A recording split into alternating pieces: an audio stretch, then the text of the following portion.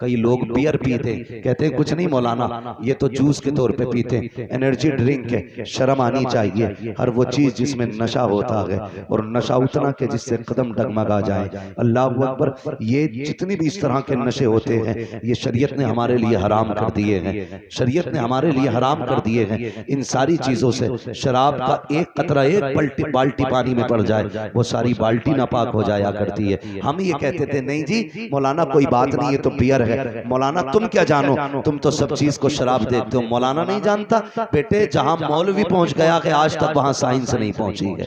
इसलिए कभी ये मत समझना कि मौलवी क्या जाने। मौलवी आज भी दुनिया के साइंटिस्ट से ज्यादा जानता है, इसलिए कि ये साइंसदान अपनी खोपड़ी के हिसाब से जानते हैं और उलमा मुस्तफा के दिए हुए दीन की वजह से जानते हैं। 1400 साल के बाद आज साइंस सीख के कहती है कि खड़े होके पानी पियोगे गुर्दे फेल हो जाएंगे, खड़े होके पानी पियोगे कैंसर हो जाएगा। 1400 साल पहले मेरे नबी ने बैठ के पानी पीना सिखाया था ताकि कयामत तक आने वाले ये लोग जान लें अगर लंबी जिंदगी जीनी है तो मुस्तफा के तरीके को अपनाना पड़ेगा। आज लाजिम है हुजूर के तरीके को अपनाया जाए। उलमा के साथ बैठे, हराम हलाल की तमीज करें, यूं ही मजार नहीं बन जाते। अला व मम्मा ताला हुब्बे आले मोहम्मद जाल अल्लाहु कब्रहु मज़ारा मलाइकतिर रहमा। खबरदार जो अहले बैत की मोहब्बत में दुनिया से जाता है अल्लाह उसकी कब्र को मजार बना दिया करता है। ये जितने मज़ारात अल्लाह वालों के होते हैं, अगर इजाज़त होती और इनको कब्र से निकल के बात करने की इजाज़त होती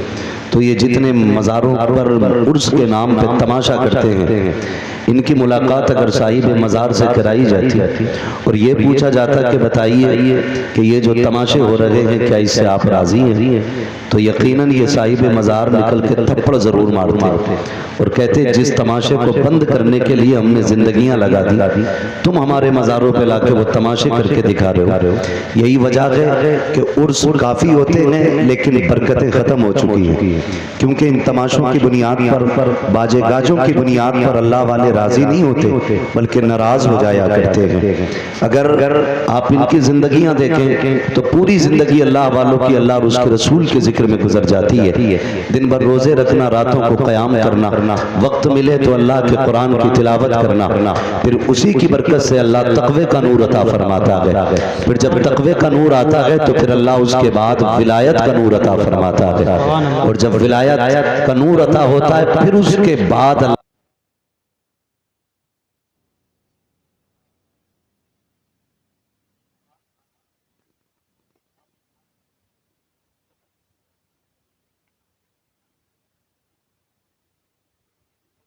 एक इधर होती है। हद तो तब हो जाती है जब नौजवान ये कहता है कि मजा नहीं आ रहा है, खाली मर्द नहीं होना चाहिए, एक खातून भी होनी चाहिए और जवाबी मुकाबला होना है। फिर जिधर का शेर भारी होता है उधर पैसे लुटाए जाते हैं। हम अपनी कौम मुस्लिम से एक बात पूछना चाहते हैं, फिलिस्तीन की सरजमीन पर बच्चे भूखे हैं, प्यासे हैं, ये तमाशों के नाम पर लाखों रुपयों में आग लगाने वालों, क्या तुमने थोड़ा सा पैसा फिलिस्तीन के भूखों के लिए भेजा?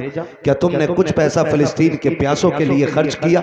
जब वहां की बात आती है तो कहते हैं दुआ कर तो रहे हैं। ओ भाई, अल्लाह ने तुझे सिर्फ दुआ के लिए नहीं बनाया है। अगर तेरे पास इतनी ताकत है कि तू उन मजलूमों की मदद माली तौर पे कर सकता है तो इन तमाशों से पैसा बचा करके किसी अच्छी जगह पे पैसा लगाया जाए। अगली बात मैं आपसे करूं, ये हमारी भोजपुर की बस्ती, पीपलसाना की बस्ती इतनी बड़ी आबादी है कि यहाँ पे कसरत से मुस्लिम आबादी है। लोग तालीम याफ्ता भी हैं, बिजनेसमैन भी हैं, सर्विसमैन भी हैं, लेकिन मुझे जरा गौर करके ये बताओ कि हमारी इन बस्तियों के अंदर कितने आईएएस मौजूद हैं, कितने आईपीएस मौजूद हैं, कितने हमारे पास इंजीनियर हैं, कितने हमारे पास एमबीबीएस डॉक्टर मौजूद हैं? अगर हैं भी इल्ला माशाअल्लाह तो वो पैसे देकर के डॉक्टर बने हैं। मैं नाम लेकर के बात नहीं करना चाहता, सिर्फ ये समझाना चाहता हूं, जो कौम जहालत के इतने बड़े गड्ढे में डूबी हुई हो कि जिसके पास अपना कोई अधिकारी नहीं हो और वो लाखों लाखों रुपए कव्वालियों में मुकाबले के नाम पे आग लगा दे,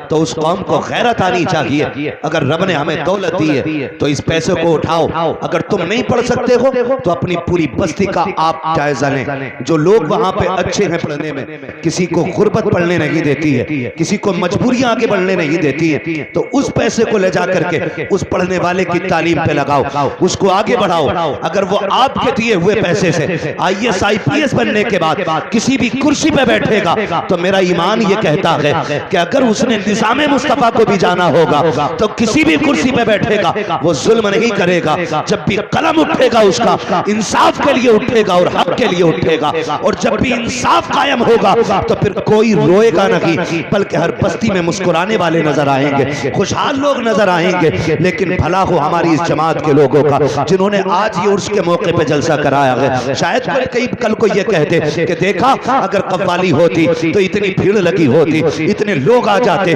मजा आ जाता। आग लगे ऐसे मजों को जिसने कौम का बेड़ा गर्क करके रख दिया है, तबाह करके रख दिया है मुआशरे को। जाओ जा करके देखो, जहां पर मुकाबलों की महफिलें होती हैं उनमें आने वाले बेटे भी हमारे होते हैं, बेटियां भी हमारी होती हैं। कल जब उस मेले के नतीजे में किसी की बेटी किसी बाप के मुंह पे काली पोत के चली जाती है तो जिम्मेदार उलमा को ठहराया जाता है कि मौलवी नहीं संभाल पा रहे हैं, इन्होंने मुआशरे को तबाह किया है। खुदा की कसम अगर जमीन सलामत है इन्हीं उलमा के कदमों की वजह से सलामत है, अगर रिस्क मिल रहा है इन्हीं उलमा के कदमों की वजह से मिल रहा है। इन्होंने अभी काला काला रसूल की महफिलें लगा रखी हैं जिसकी बरकत मुआशरा बटोर रहा है। आपसे मैं इतना कहना चाहूंगा प्यारे, इन मेलों को बंद किया जाए, तमाशों को बंद किया जाए, पैसों में आग न लगाई जाए। हमारी कौम सबसे ज्यादा अगर पीछे पड़ी है तो मेलों के पीछे है, मज़ारों के गुंबद के पीछे पड़ी है। इन फालतू के खर्चों से पैसा बचाओ, तालीम पे पैसा लगाओ, बच्चों को आगे बढ़ाओ। अब दौर वो आ गया है कि यहाँ हथियार से जंग नहीं जीती जाएगी, बम और तोप से जंग नहीं जीती जाएगी। कौम वो आगे जाएगी जिसके हाथ में इक़्तिदार होगा या जिसके हाथ में कलम की ताकत होगी। सुभान अल्लाह, सुभान अल्लाह। आगे नहीं बढ़ सकते हो। और रह गई दो रोटियों की बात तो पेट तो कुत्ते भी पाल लेते हैं, पेट कुत्ते भी पाल लेते हैं। अगर आप दो रोटी कमा सकते हैं तो कौन से कमाल की बात है। मजा तो जब है जब हमारा मुआशरा निज़ाम मुस्तफ़ा के मुताबिक जिंदगी, निज़ाम मुस्तफ़ा के मुताबिक जिंदगी गुजारे। पूरा साल जम के ब्याज लेते, पूरा साल जम के रिश्वतें लेते, पूरा साल जम के झूठ बोलते, धोखा दे के सौदा बेचते। साल में एक बार उर्स आ गया, चादर चढ़ा दी, सारे गुनाह माफ। ये चादर मजार पे डाली है या अपने पापों पे डाली है? ये कंडीशन हमारे कौम की है। नौजवानों, हमें अपने नजरिए बदलने होंगे, अपने आप को बदलना होगा, अपने तरीके बदलने होंगे।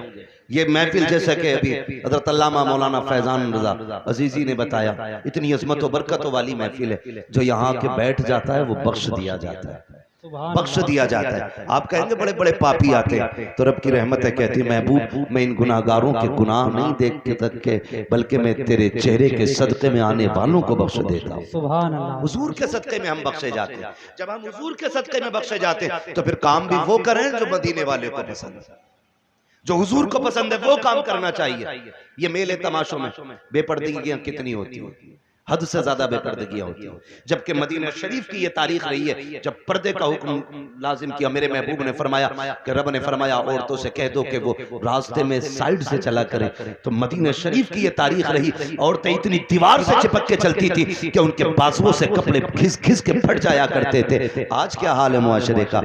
आज आप रास्ते से हटे तो हटे, वरना सामने से आने वाला हटने के लिए तैयार नहीं है। इस मुआशरे को कितने बर्बाद किया, किसने बर्बाद किया, किसने बर्बाद किया? ओ भाई, कहीं ना कहीं हम ही इसके जिम्मेदार हैं। अल्लाह और उसके रसूल का खौफ करें। हमें क़यामत में अपने रब को मुंह दिखाना है, मुस्तफ़ा से मुलाकात करनी है, तो क्यों ना वो काम करें जब मरने के बाद जनाजा निकले तो बताने की जरूरत ना पड़े कौन गुजर के जा रहा है। तुम्हारे जनाजे का कफन ये बता दे, लहद में इश्क़ रुखे शह का दाग लेके चले, अंधेरी रात सुनी थी चराग लेके चले, तेरे गुलामों का नक्शे कदम है रागे खुदा, वो क्या भटक सके जो ये सुराग लेके चले। सुभान अल्लाह। नारे तकबीर, नारे रिसालत, उलमाए अहले सुन्नत, हज़रत अल्लामा मुफ्ती अहमद रज़ा साहब क़िबला, नारे तकबीर, नारे रिसालत। और चादरों की भी हकीकत ही है। 6-6 किलोमीटर से हजरत कह रहे 70 गज की चादर ला रहे हैं। मैं ढोल के आ रहा है 70 गज की चादर 12 किलोमीटर से नौजवान लेके चले। ख्याल आता शायद सारे ही रोजा रख के चले होंगे। हर कदम पे 2-2 रकात नफल अदा करते आते होंगे।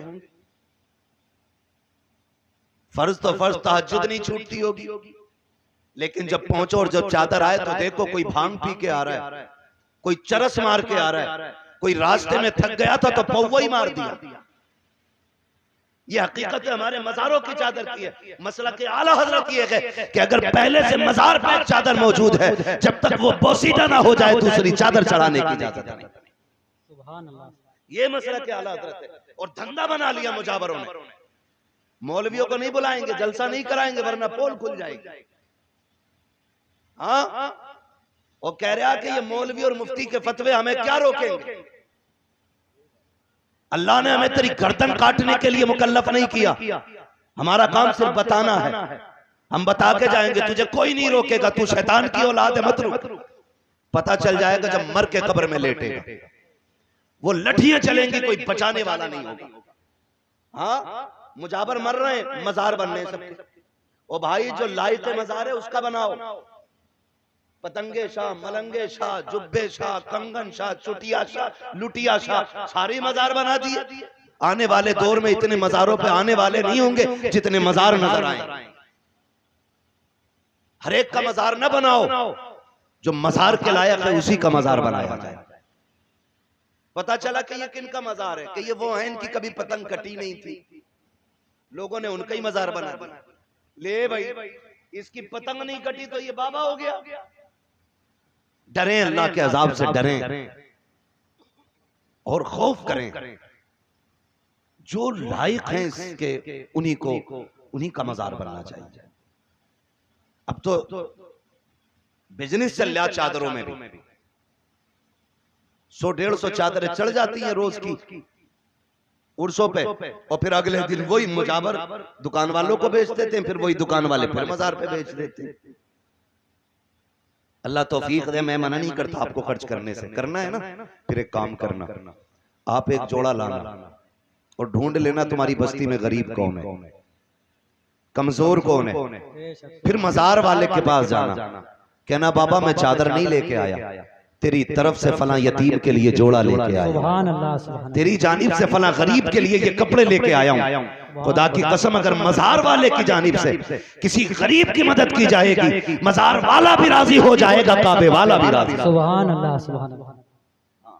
लेकिन अब तो मामला ही कुछ और है, मामलात ही बिगड़ते जा रहे, बदलते जा रहे। अल्लाह वालों की जानिब से लोगों की मदद करो, उस पे अल्लाह वाला राजी होगा। सरकारे बगदाद का नाम सुना है गौसे पाक का? सुना है? बोले सुना है? सुना है? सुना है ना सरकारे बगदाद का नाम? अल्लाह अकबर, शान जानते। एक दिन आप कहीं जा रहे थे सफर में, तो दरिया पार करना था आपको। कश्ती के करीब पहुंचे, एक बंदा खड़ा रो रहा था। आपने फरमाया रो क्यों रहा है? क्योंकि आप करीम इब्ने करीम है, सखी इब्ने सखी। जब नाना ने आंख में आंसू नहीं देखा तो नवासा कैसे देखते? सुभान अल्लाह। कहने लगे किधर जा रहे हो, कैसे खड़े? उसने कहा हुजूर दरिया पार करना था, लेकिन किराए का पैसा नहीं था, कश्ती वाले ने मुझे उतार दिया। आप वहीं रुक गए। अपने शागिर्द से फरमाया जाओ मेरी दरसगाह में सोने के सिक्कों की थैली रखी है, वो उठा के ले आओ। आपने वो थैली मंगाई और उस कश्ती वाले को बुला के फरमाया ये सिक्के रख ले। उसने कहा हुजूर किस लिए? फरमाने लगे आज के बाद अगर कोई दरिया पार करना चाहे और उसके पास किराया ना हो ना, तो अब्दुल कादिर जिलानी के पैसे से उसको पार करा दिया। सुभान अल्लाह, सुभान अल्लाह। ये अल्लाह वालों के नजरिए होते। ये नहीं है गर्दन झुकाई दे 500 रुपए बाबा लेगा। ये डकैत है, डकैत, ये चोर है। अल्लाह वालों के नाम पे जेबें काटी जाती है। खुदारा बदले रवैये अपने और माशरे को बेहतर करें। हम सुबह ही उठते हैं, आके मसल के बाबा से जाके कहते हैं बाबा बरकत दे दो, रोजी दे दो। ओ भाई सबसे पहले उठ, अपने बाप की खिदमत में जा, उसके कदम चूम ले। खुदा की कसम तू कहे या ना कहे, अल्लाह तेरे रिस्क में बरकतें अता फरमा दे। बाप रो रहा है और बेटा अगरबत्ती लगा रहा है लाके। बाप रो रहा है, बेटा चादर चढ़ा रहा है। अम्मा कह रही है ये देख, ये सूट कई कितने साल पुराना है, इसमें इतनी जगह से पैबंद लग गए, अब कोई नया खरीदवा दे। तो अम्मा के खरीद, अम्मा के लिए एक सूट नहीं हमारे पास, और चादरें चढ़ाने के लिए 300-300 रुपए, 900 रुपए, 1100 रुपए मौजूद है। तुम्हें क्या लगता है माँ को रुला के जाओ, मजार पे चादर चढ़ाओ, इससे अल्लाह राजी हो सकता है? नहीं। महबूब अलैहिस्सलाम ने ऐलान जिहाद फरमाया। एक सहाबी हुजूर की खिदमत में आ गए, आका करीम फरमाते कहां से आए हो? हो? या रसूलुल्लाह फला गांव का रहने वाला हूँ। मेरे नबी ने फरमाया बता पीछे किसे छोड़ के आया है? कहते हैं या रसूलुल्लाह माँ बाप छोड़ के आया हूँ। कोई और भी है? कहा नहीं आका। कहा किस हाल में छोड़ा है? कहा या रसूलुल्लाह मैं उन्हें रोता हुआ छोड़ आया हूँ। आका ने ये बात इसलिए छेड़ी थी क्योंकि मुस्तफा देख रहे थे जब वो घर से चला था, आका देख रहे थे जब वो घर से आया था, और सरकार देख रहे हैं। इसलिए बरेली के इमाम ने कहा है और कोई गैब क्या तुमसे निहा हो भला, जब ना खुदा की छुपा तुम पे करोड़ों दुरूद। आका करीम फरमाते हैं किस हाल में छोड़ा है? या रसूल अल्लाह उनकी आंख में आंसू थे। कहा उन्होंने रोका? कहा जी रोक रखे थे। फिर तूने क्या कहा? कहा अम्मी जान मुझे हुजूर की खिदमत में जाके शहीद होना है, शहादत का रुतबा लेना है। आका फरमाते जा वापस चला जा, जिन माँ बाप को रोता छोड़ आया है उन्हें जाके मुस्कुराहट दे दे, अल्लाह तुझे इसी में शहादत का सदका, शहादत का सवाब अता फरमा। सुभान अल्लाह, सुभान अल्लाह। सोचो तो सही, हुजूर फरमाते जंग लड़ने शहीद होने से बेहतर यह है कि तू अपने माँ बाप को जाके उनके लबों पे मुस्कुराहट दे दे। अगर आप ये चाहते हैं अल्लाह और उसका रसूल राजी हो तो चादर से ज्यादा जरूरी है माँ के सर का दुपट्टा। अगर बत्ती से ज्यादा जरूरी है बाप की टूटी हुई जूती को नई जूतियों में बदलना। इसलिए सबसे ज्यादा जरूरी है हमारे माशरे को अपने बुजुर्गों का एहतराम करना, अपने बड़ों का एहतराम करना। ये तमाम तर उलमाए अहले सुन्नत, अल्लाह माफ करे, अब तो हरा कपड़ा बांधे और थोड़ी देर बैठ जाए कहीं तो फिर मौलवी साहब की थोड़ी सुन रहे, फिर नहीं सुनेंगे, फिर तो खुद ही मुख्तार बन जाते। कहते हैं अरे मौलवियों के यही काम है, मौलवी होते ही ऐसे। अल्लाह का शुक्र है कि मौलवी ऐसी ही होती।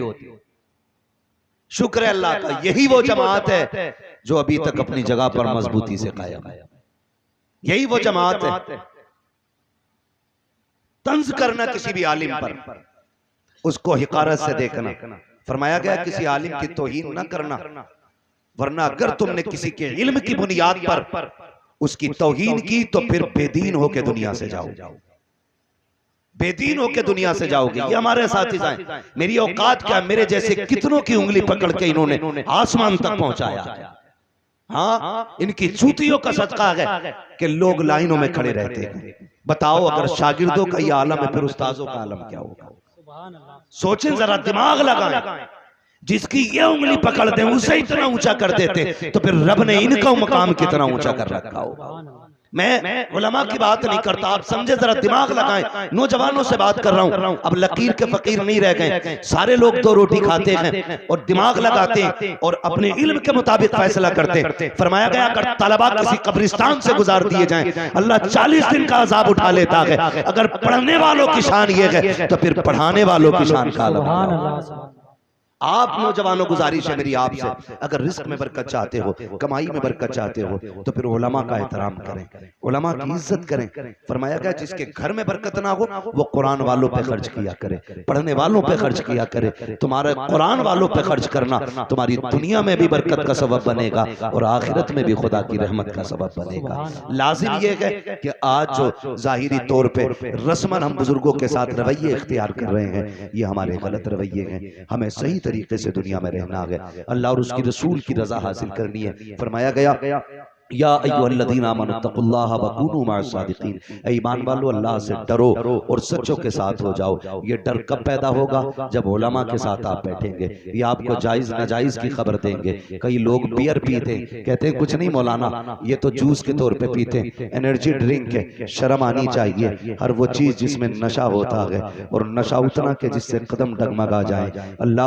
अकबर, ये जितनी भी इस तरह के नशे होते हैं ये शरीयत ने हमारे लिए हराम कर दिए हैं, शरीयत ने हमारे लिए हराम कर दिए हैं। इन सारी चीजों से शराब का एक कतरा एक बाल्टी पानी में पड़ जाए वो सारी बाल्टी नापाक हो जाया करती है। हम ये कहते थे नहीं जी मौलाना कोई बात नहीं है तो बियर है। मौलाना तुम क्या जानो, तुम तो सब चीज को शराब देखते हो। मौलाना नहीं जानता बेटे, जहां मौलवी पहुंच गया है आज तक वहां साइंस नहीं पहुंची है। इसलिए कभी ये मत समझना कि मौलवी क्या जाने, मौलवी आज भी दुनिया के साइंटिस्ट से ज्यादा जानता है। इसलिए कि ये साइंसदान अपने अपनी खोपड़ी के हिसाब से जानते हैं और उलमा मुस्तफ़ा के दिए हुए दीन की वजह से जानते हैं। 1400 साल के बाद आज साइंस सीख के कहती है कि खड़े होके पानी पियोगे गुर्दे फेल हो जाएंगे, खड़े होके पानी पियोगे कैंसर हो जाएगा। 1400 साल पहले मेरे नबी ने बैठ के पानी पीना सिखाया था ताकि कयामत तक आने वाले ये लोग जान लें अगर लंबी जिंदगी जीनी है तो मुस्तफा के तरीके को अपनाना पड़ेगा। आज लाजिम है